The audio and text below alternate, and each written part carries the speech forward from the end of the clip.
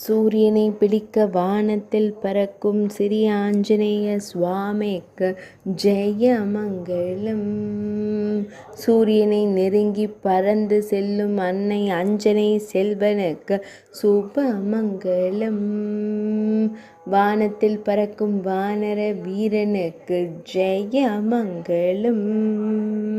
சூரியனை நெருங்கிக் கொண்டிருக்கும் அரசர் கேசரி மைந்தனுக்கு சுபமங்கலம். சூரியனை பழமென்று எண்ணியதால் திருநாவு வெளிப்பட திருக்காட்சி தந்தருளும் குழந்தை அனுமனுக்கு சுபமங்கலம்.